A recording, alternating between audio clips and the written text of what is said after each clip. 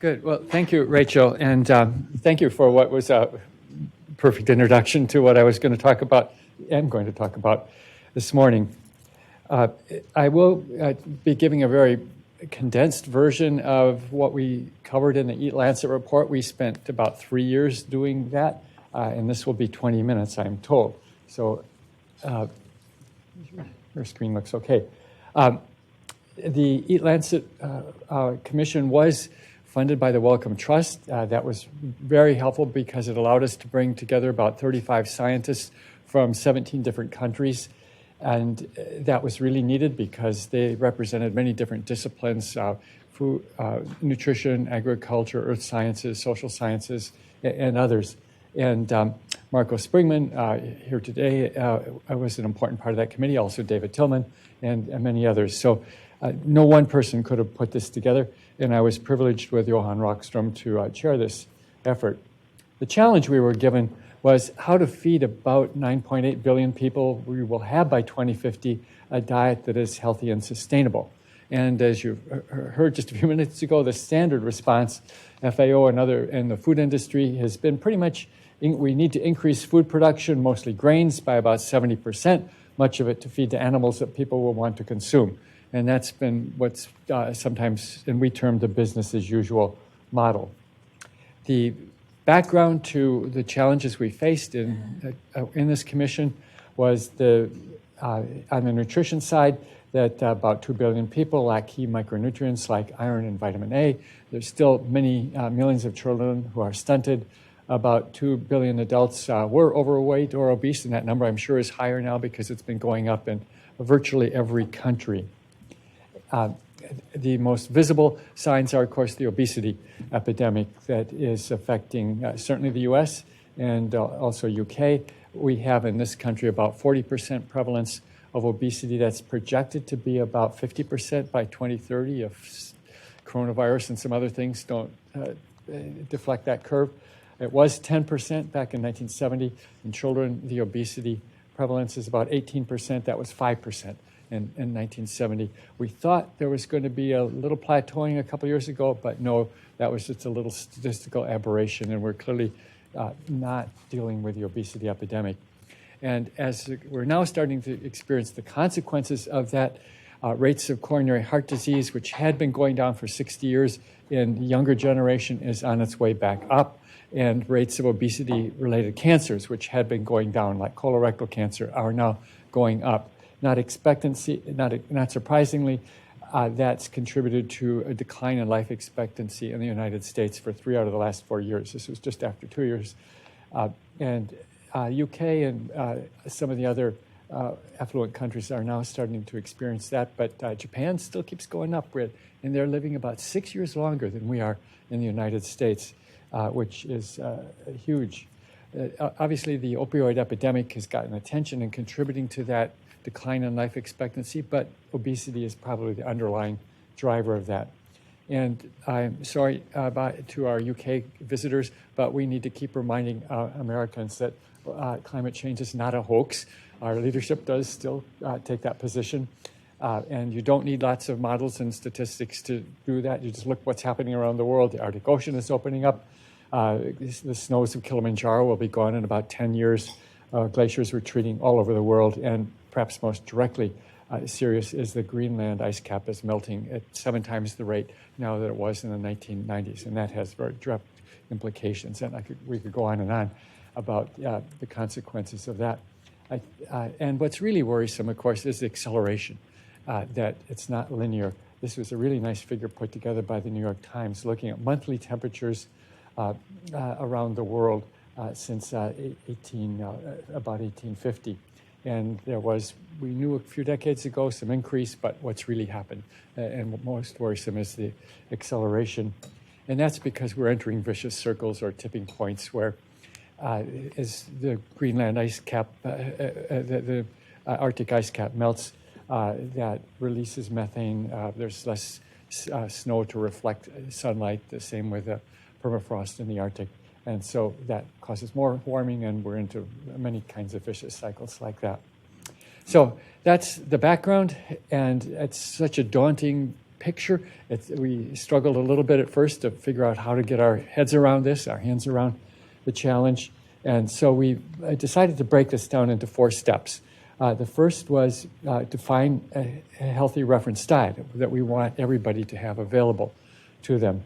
And to do that, there's obviously massive literature. We drew on the best available evidence from controlled feeding studies, long-term cohort studies, and a few randomized trials, although those are often impractical and impossible, really, to answer most questions.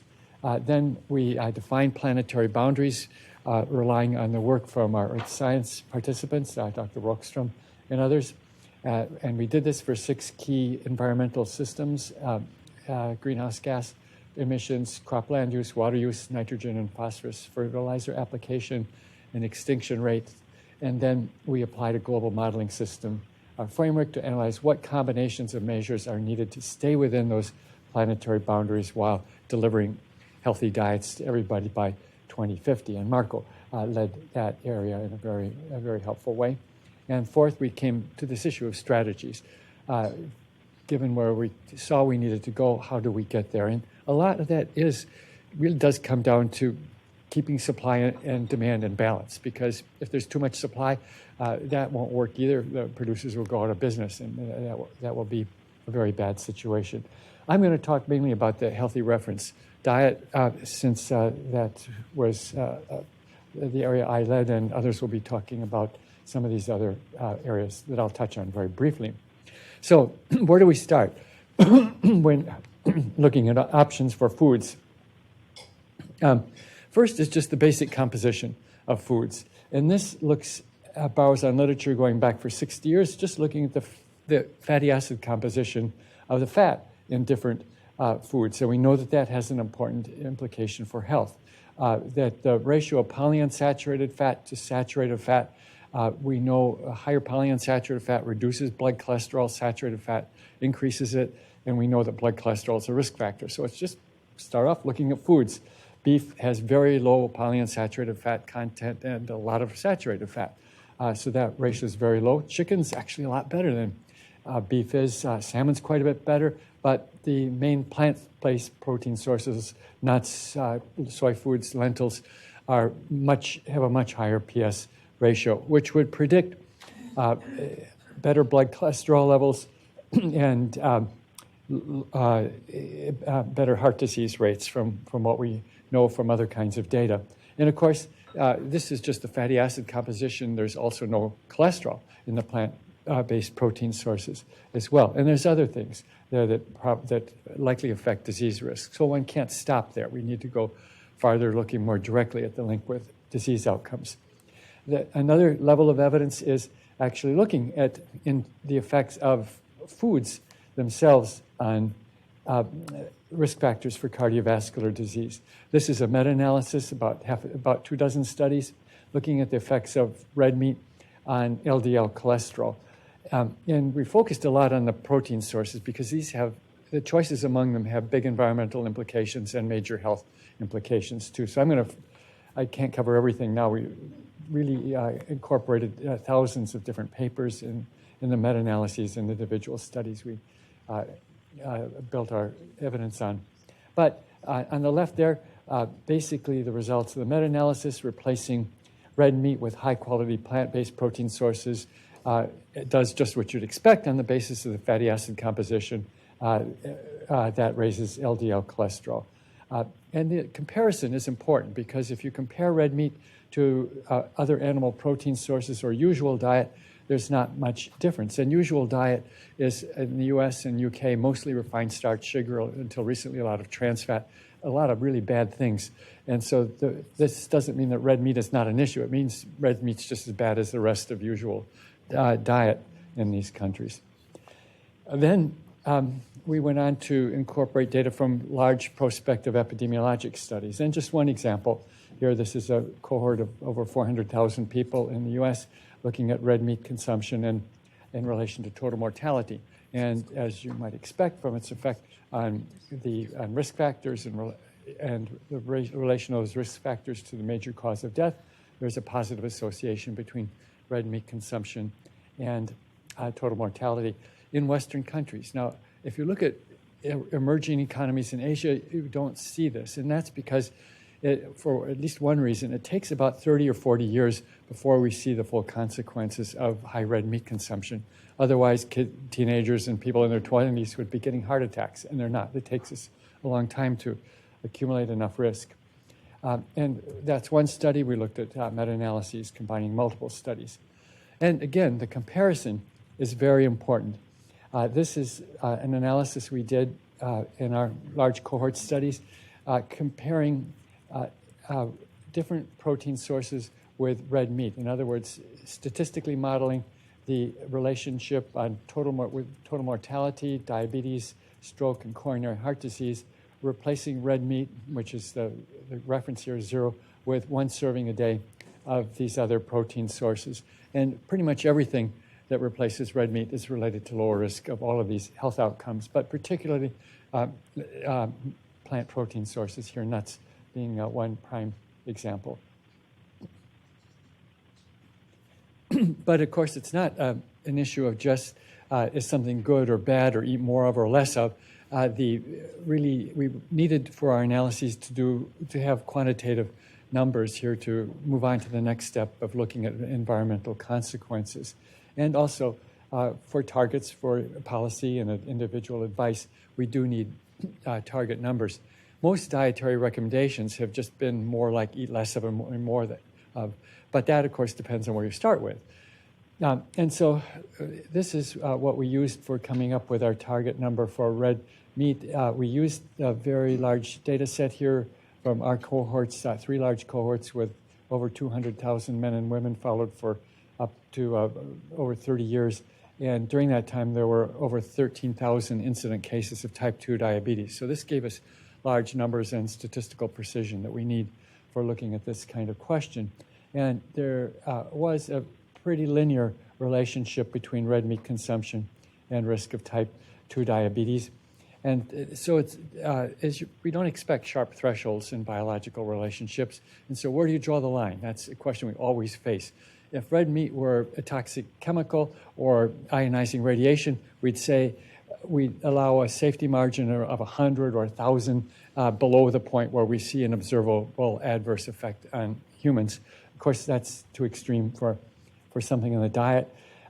And so we could see, even with the difference between the bottom quintile and the next quintile, there was a significant, modest but significant elevation in risk of type 2 diabetes. We probably don't want to recommend a level that increases diabetes risk, even modestly. So we somewhat arbitrarily took half of that number. And this is about 1 ounce or about 28 grams per day of red meat. So a target number we used was 14 grams a day. Again, we can't say that that's not 5 or 25. It's a low number and with some arbitrariness in terms of where we draw a line. And that's always going to be the case where we have continuous relationships like this. Unfortunately, we have virtually no, I can say we have no randomized trials of red meat or other major protein sources looking at long-term health consequences. And it's probably, even with endless amounts of money, not really feasible to do that, because it would mean randomizing many thousands of people to high or low red meat and following them for 3 or 4 decades and keeping them on those diets. And keeping people on diets for even a year or 2 has proven very difficult. Just people are people. The closest thing probably is to this in terms of a randomized trial is the Predimed study done in Spain, but it was a Mediterranean diet with either added nuts or added extra virgin olive oil.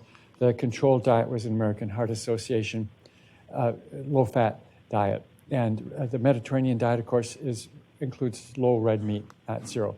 And there was about a 25% reduction in cardiovascular disease incidence in both of these arms of the study. Of course, we can't say that this was due to lower red meat consumption. It's just part of a bigger package. But this is about the closest we could come to a randomized trial. So we looked at each food group in this process, which I've compressed quite a bit, and come up with dietary targets for 2,500 kilogram a day diet. That's higher than the FAO uses as their reference, which is 2,100. But this is what people actually eat around the world, or very 2,400, 2,500. And it seems if we're thinking about providing a food supply for the world, 2,100 would have riots on every street around the world and governments coming down if that's what we allocated to people. They would not be happy. And even this requires perfect distribution according to needs, and that's not going to happen either. So for each food group, we came up with a target number here, for example, for dairy foods, but also a range, recognizing that we are quite adaptable. People have different preferences, and so we did give a range of intakes that we think are compatible with a healthy diet. And there's a lot of flexibility here, too, because this allows for somebody who wants to be a vegan to be a vegan. They can have 0 for all the animal source proteins there. But you could have many different varieties of diets, a lot of flexibility here. Just in terms of what these numbers look like, for dairy, 250 grams a day of milk or milk equivalents. That's about 1 glass a day, or 1 serving of cheese. But we did have a possible range of up to 2 glasses of milk a day. And then we did some sensitivity analyses looking at what would happen if we instead said, instead of 1 glass a day, went to 2 glasses a day. What would that do to the environmental footprints and greenhouse gas emissions, for example? For red meat, that comes out to be about 1 hamburger per week, or a big 12-ounce juicy steak once a month, if you're interested in having your red meat that way, and so forth. Looking at this like a plate, it was pretty much, this looks familiar, by volume, and it's always an issue whether you use calories or grams of protein or volume, by volume, but about half the plate being fruits and vegetables, and the animal source, the protein sources, about 2/3 being plant-based protein sources with modest amounts of red meat, poultry, dairy foods, etc. Whole grains, healthy fats, very little bit of sugar in there. Is this diet realistic? And we did a little bit of reality testing here. This actually turns out to be very similar to the traditional Mediterranean diet. In the 1960s, Greek men were eating about 35 grams a day of red meat plus poultry. The EATLancet reference diet comes out to be about 43 grams per day. So it's very much in that same ballpark. And basically what we're talking about is, for the target numbers, 1 serving of dairy a day, 1 serving of other animal source protein a day, some mix of poultry, fish, red meat, eggs, which is, again, compatible with not just the traditional Mediterranean diet, but with many, many traditional diets around the world. So this is not something radical or unusual. We, of course, did a nutrient analysis, and basically the numbers look quite good. And the only thing where I think we're really on the borderline is possibly vitamin B12. We're okay, but if people go to a more plant-based intake, plant-based diet, they need to pay attention to B12 and get that from supplements. Again, this can be put in the form of many traditional diets. We then did an analysis looking around the world. That vertical red line on the left here is our target numbers, and to see what people are actually consuming now in different regions compared to the target numbers. For red meat, most regions are over that, although for Southeast Asia, actually less than the target numbers, Sub-Saharan Africa, just right about at the target number. So it's not that everybody needs to reduce their red meat consumption. And notably, dairy, many places a little bit below the target numbers, U.S. a little bit over. We're not radically above 1 serving a day in the United States even. But very importantly, the healthy parts of diet, fish, vegetables, fruits, legumes, whole grains, nuts, were all in all regions below the target number. So a lot of what we would like to do is actually increase consumption of these important nutrient-rich food groups. What would be the impact if everybody did that around the world? We used 3 different models. Here I won't go into details, but reassuringly, all 3 models, and with very different assumptions and data inputs, came out to very similar results, that if everybody adopted that, we would prevent about 11 million premature deaths per year, or about 19 to 24% of deaths in adults around the world. So the health benefits would be huge adopting these dietary targets. We went on to look at the environmental footprints. Just to mention very briefly, we largely used Dr. Tillman and Michael Clark's meta-analyses. As I think everyone knows, red meat has a very large greenhouse gas input. The other animal source proteins are much less, but still much higher than the plant-based protein sources over here. And with our Marco's modeling, we could look at the impacts of different dietary scenarios on the various environmental parameters. And just as an example, the IPCC has allowed about 5 gigatons of greenhouse gas emissions per year as the planetary boundary. Our baseline was just a little bit over that in 2010. 2020, we're a little bit higher than this, not surprisingly. If we followed the business as usual trajectory, that would take us to be about double the planetary boundary. But if we just adopted the dietary targets, that would bring us down to the planetary boundary. And if we improve production efficiency and reduce waste, we actually come to somewhat lower numbers. If we allowed dairy to go above that target number to 2 servings a day, we're way over the planetary boundaries, and similarly with red meat, very sensitive to those foods. But to get all of our numbers within the other planetary boundaries, we really had to adopt not just a healthy diet, but we really had to count on improved agricultural production methods and reductions in food waste. That's a lot of numbers. This is what it looks like on the ground. This is actually our family farm in Michigan. And like the rest of the Midwest, this is not what it looked like when I grew up here. It was a biodiverse dairy farm of 80 acres. And now it's been merged into the next farm and the next farm and the next farm into huge monocultures.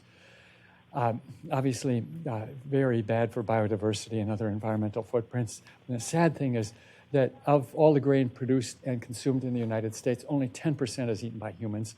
35% goes to ethanol, 45% feeds animals, about 15% into high fructose corn syrup, and we get the leftover. So we're on a path leading to ecological disaster and a sick and unstable global population. But feeding 10 billion people a healthy and sustainable diet is possible. This would improve the well-being of billions of people and allow us to pass on to our children a viable planet. But that's going to take huge effort. And I just wanted to put this in a little bit of the context, the IPC Pathways. Everything we did assumes that we're on green fuels by 2050. Nothing comes close to working unless we do. But if we continue on the business as usual model, we'll still be way off that path, even if we get rid of fossil fuel production. But if we adopt the EATLancet diets, then we can be on path. Another point we haven't talked about a lot, and I know that will be part of the conversation, we are counting on a huge carbon sequestration here that I think has been less well studied, and we really need a lot of effort and work to know how we're going to be able to accomplish that. I'll stop there. Thank you. Thank you. Thank you, Walter. We have time for just one quick question.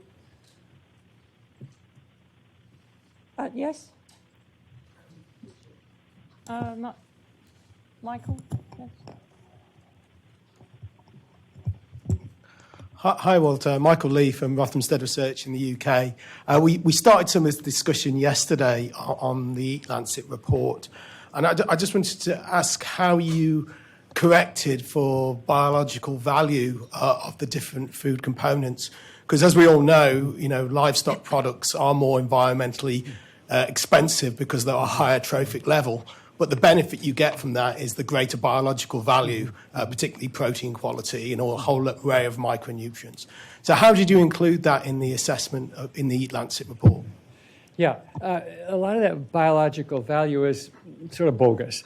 That that this protein quality is how you make young infant mice grow faster. And for adults, we aren't wanting to make our cells multiply faster. So we mainly relied on actual, how does diet relate to human health? And that incorporates, of course, biological value. So that there are issues around biological value, but we're not essentially looking at this on a nutrient by nutrient basis. We're looking at how these foods relate to health, which incorporates all of that. But that's a real shame because it means the diet is deficient. No, the diet is not deficient. This is for example, the Mediterranean diet there, which is a good prototype. The people in that area lived the longest of anyone in the world when they were consuming that. And this B12, there will be some issues with that if you go lower. The numbers we actually have will deliver enough B12. But if someone is going to go lower, we have to take some B12. People have said there's a lot of bogus stuff out there in the press. It's saying this is deficient in vitamin A and vitamin D. This is going to be very rich in vitamin A. And also, it's very rich in carotene. In vitamin D. That's a silly argument because every 99.9% of people in the United States eat a diet that's deficient in vitamin D. We just don't get it from our food. We get it from sunlight. But what were you saying? I think I look forward to discussing it later with you, Walter. Thank you. Yes, do discuss it further during coffee.